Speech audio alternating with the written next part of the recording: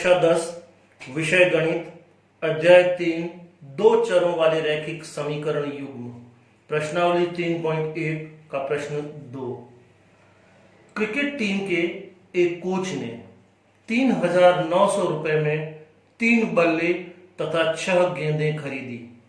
बाद में उसने एक और बल्ला तथा उसी प्रकार की 2 गेंदें 1,300 रुपए में खरीदी।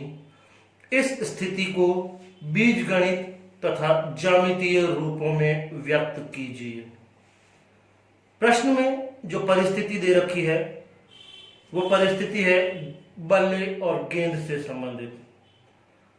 दोनों ही परिस्थितियों में बल्ले और गेंद की संख्या तो हमें दे रखी है, लेकिन उनके मूल्य हमें नहीं दे रखे। तो हमारी बात शुरू यहीं से होगी। माना एक बल्ले का मूल्य, माना एक बल्ले का मूल्य, माना एक बल्ले का मूल्य बराबर x रुपए। इसी तरह से एक गेंद का मूल्य बराबर y रुपए। अब प्रश्नानुसार प्रश्न की जो पहली लाइन है वो कह रही है 3 बल्ले तथा 6 गेंदें 3,900 रुपए में खरीदी। तो एक बल्ले का मूल्य x रुपए, 3 बल्लों का मूल्य 3x रुपए, एक गेंद का मूल्य y रुपए, 6 गेंदों का मूल्य 6y रुपए। 3 बल्लों और 6 गेंदों का मिलाकर कुल जो कीमत बनती है वो बनती है 3,900 रुपए। तो ये हमारी समीकरण नंबर 1 हो गई। इसी प्रकार अगर दूसरी परिस्थिति को देखें तो एक बल्ला और 2 गेंदें 1,300 रुपए में खरीदी। तो एक बल्ला मतलब x रुपए की कीमत x, 2 गेंदें 2y, एक बल्ला और 2 गेंदों को मिलाकर कुल लगे 1,300 रुपए। ये समीकरण नंबर 2। तो समीकरण 1 और समीकरण 2 के माध्यम से हमने प्रश्न में दी गई परिस्थिति को बीजगणितीय रूप में व्यक्त कर दिया है। अब हम इसे ज्यामितीय रूप में व्यक्त करने के लिए आगे बढ़ते हैं। ज्यामितीय रूप यानी ग्राफ में हमको इन दोनों समीकरणों को प्लॉट करना है। तो उसके लिए आइए सारणी बनाते हैं।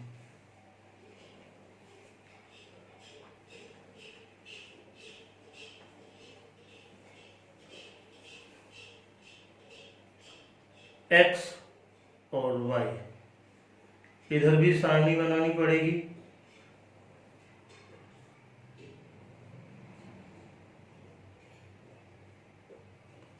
x और y।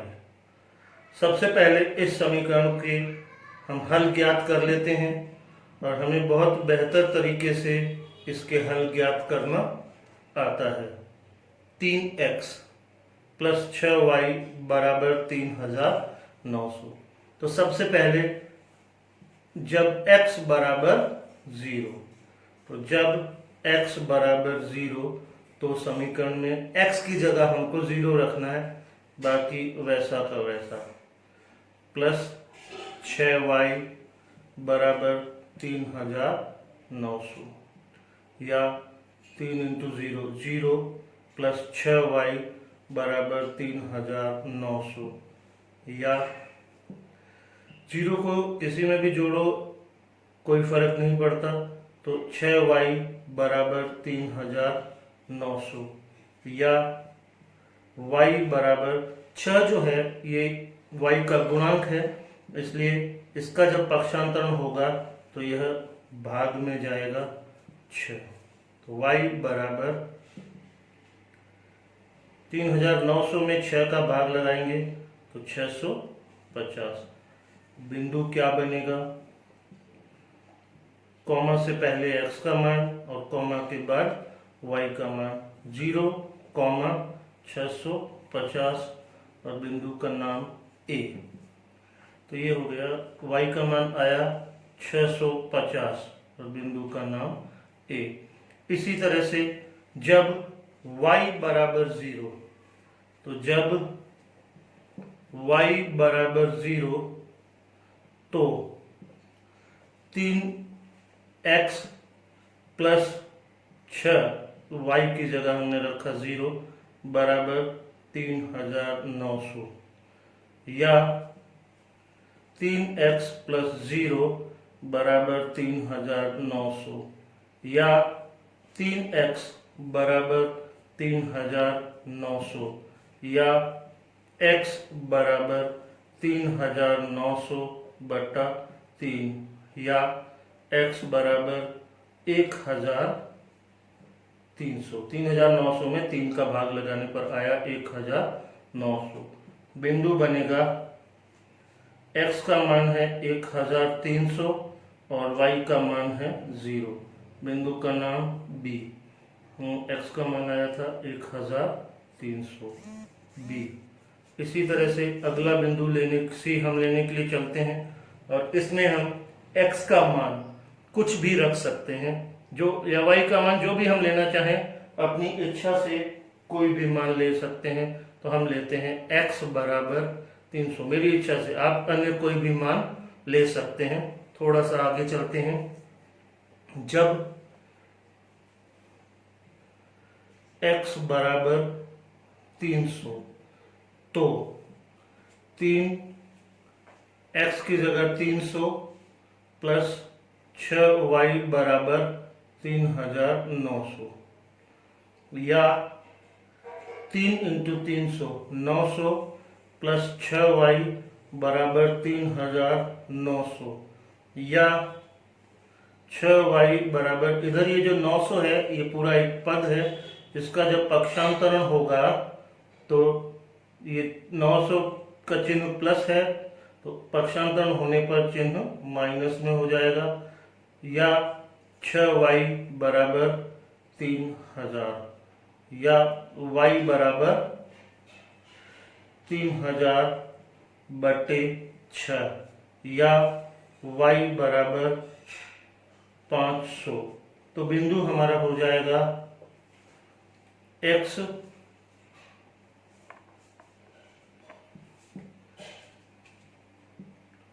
का मान 300 और y का मान 500 और बिंदु का नाम C। y आया था 500 और बिंदु का मान C। इस तरह से हमने समीकरण 1 को हल किया। इसी तरह अभी हम समीकरण नंबर 2 को हल करेंगे। जब x बराबर 0, जब x बराबर 0 तो समीकरण 2 में क्या होगा, x की जगह 0 रखना है, प्लस 2y बराबर 1300, या 0 प्लस करो या माइनस करो कोई फर्क नहीं पड़ता, तो 2y बराबर 1300, या y बराबर 1300 बटे, ये जो प्लस 2 है ये y का गुणांक है, इसलिए यहाँ भाग में आ जाएगा प्लस 2, या y बराबर 1300 में 2 का भाग देंगे तो 650 और हमारा बिंदु बन जाएगा x का मान 0 और y का मान 650। बिंदु का नाम P, y 650, बिंदु का नाम P। अगले बिंदु के लिए हम y का मान 0 मान लेते हैं।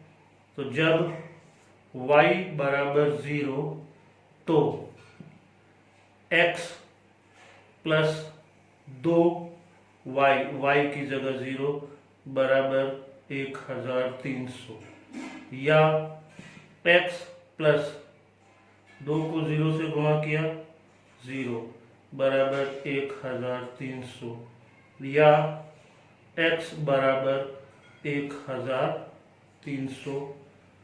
तो हमें बिंदु मिल गया x 1300, कॉमा से पहले हमेशा x का मान और कॉमा से बाद हमेशा y का मान। ये बिंदु Q, x का मान मिला 1300 और बिंदु Q। अगला हम x या y का कोई भी अन्य मान ले सकते हैं अपनी इच्छा के अनुसार। आज हम ले रहे हैं, मेरी इच्छा हो गई y बराबर 100 लेने की। आप अपनी इच्छा से कोई भी मान ले सकते हैं। तो जब y बराबर 100 तो x प्लस 2 इंटू 100 बराबर 1300 या x प्लस 2 को 100 से गुणा किया 200 बराबर 1300 या x बराबर 1300। ये प्लस 200 पूरा एक पद है तो पक्षांतर में होगा तो -200 या x बराबर 1100 1100। बिंदु बनेगा हमारा 1100, x का मान और y का मान 100 और बिंदु का नाम R। x का मान आया 1100 और बिंदु का नाम R। अब हम इन समीकरणों के इन बिंदुओं को ग्राफ पर प्लॉट करने के लिए आगे बढ़ते हैं। समीकरण 1 के बिंदु A, B और C तथा समीकरण 2 के बिंदु P, Q व R को हमें ग्राफ पर प्लॉट करना है।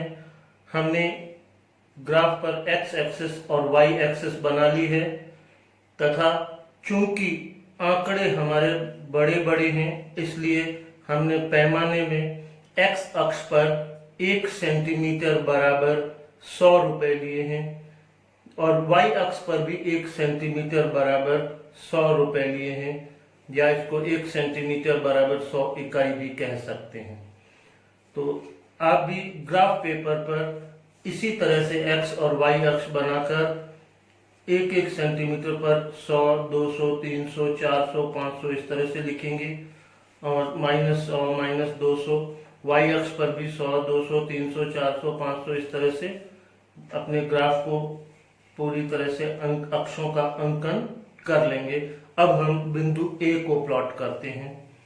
A 0,650, x अक्ष की तरफ 0 यानी कुछ नहीं बढ़ना है और y अक्ष की तरफ 650, 100, 200, 300, 400, 500, 600, 700, 650, 600 और 700 के बीच में आएगा।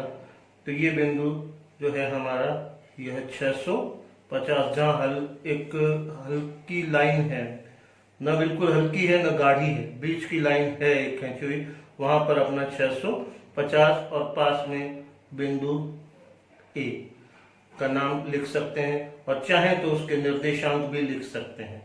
इसी तरह से दूसरा बिंदु B 1300,0। मूल बिंदु से शुरू करें, x अक्ष की तरफ 1300 और y अक्ष की तरफ 0 यानी नहीं जाना है, ऊपर नीचे नहीं जाना है। तो यही बिंदु होगा हमारा बिंदु B। बिंदु C के लिए x, मूल बिंदु से x की तरफ 300 और यहां से y की तरफ 500, ये बिंदु C। अगर हम ध्यान से देखें तो बिंदु A, B और C तीनों ही एक सरल रेखा में हैं, तो इनको मिलाने वाली एक सरल रेखा हम बना देते हैं तथा इस सरल रेखा के ऊपर हम इस सरल रेखा की समीकरण लिख देते हैं। 3x प्लस 6y बराबर 3900। दूसरी समीकरण का बिंदु P 0,650, एक्स अक्ष की तरफ 0, वाई अक्ष की तरफ 650, यही बिंदु है। तो हमें मालूम है दूसरी समीकरण के बिंदु हम त्रिभुज बनाकर लगाते हैं तो इसके ऊपर ही त्रिभुज बन जाएगा। बिंदु वही है त्रिभुज, और इस बिंदु का नाम P।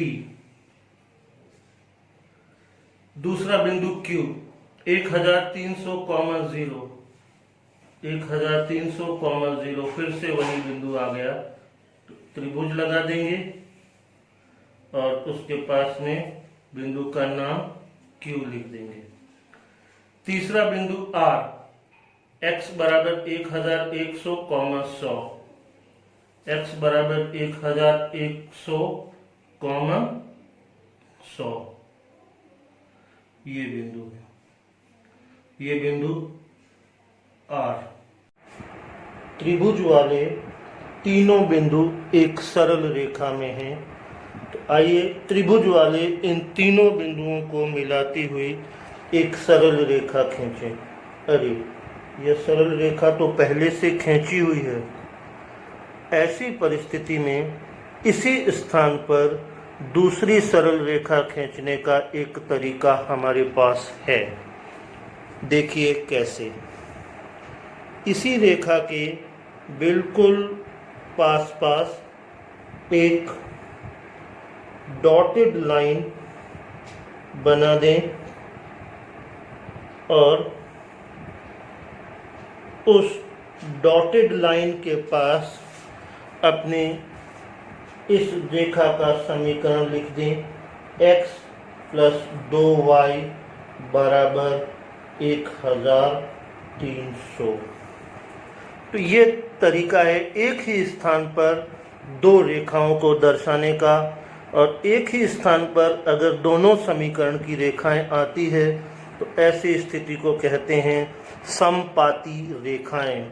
समपाती रेखाओं की स्थिति में दिए गए प्रश्न के 1, 2, 3, 4 नहीं अनेक हल प्राप्त होते हैं। तो समपाती रेखाओं की स्थिति में दिए गए समीकरण निकाय के अनंत हल प्राप्त होते हैं। तो ये था हमारे दिए गए प्रश्न का बीजगणितीय एवं ज्यामितीय निरूपण। अब हम चलते हैं अगले प्रश्न पर। प्रश्न संख्या 3। 2 केजी सेब और 1 केजी अंगूर का मूल्य किसी दिन 160 रुपए था। एक महीने बाद 4 केजी सेब और 2 केजी अंगूर का मूल्य 300 रुपए हो जाता है। इस स्थिति को बीजगणितीय एवं ज्यामितीय रूप में व्यक्त कीजिए। तो सेब और अंगूर वाली इस परिस्थितियों को आप बीजगणितीय एवं ज्यामितीय रूप में व्यक्त करेंगे। बीजगणितीय रूप में व्यक्त करने का तात्पर्य है इन परिस्थितियों से संबंधित समीकरण बनाना, और ज्यामितीय रूप में प्रदर्शित करने का तात्पर्य है इन्हें ग्राफ पर प्रदर्शित करना। और यहाँ देखिए सेब और अंगूर से संबंधित हमें उनकी मात्रा तो दे रखी है लेकिन उनका मूल्य नहीं दे रखा। तो हम प्रारंभ करेंगे। माना 1 केजी सेब का मूल्य बराबर x रुपए, 1 केजी अंगूर का मूल्य बराबर y रुपए, और प्रश्न के अनुसार जो बात कही जा रही है उस बात को ध्यान में रखते हुए आप स्वयं इनके समीकरण बनाएंगे। पहली पंक्ति से एक समीकरण बन जाएगा और दूसरी पंक्ति से दूसरा समीकरण बन जाएगा, और फिर इन समीकरणों को ग्राफ के ऊपर प्रदर्शित करेंगे। और मैं आपकी सहायता के लिए एक हिंट दे रहा हूँ। पैमाना 1 सेंटीमीटर बराबर 20 रुपए लेकर आप समीकरणों को ज्यामितीय रूप में व्यक्त करेंगे और देखेंगे जो परिस्थिति प्राप्त होती है वो और एक विशेष परिस्थिति प्राप्त होगी। जरूर घर जाकर इस प्रश्न को हल करें और उस विशेष परिस्थिति को देखें और उस परिस्थिति में कितने हल संभव हैं इसको सोचें। धन्यवाद।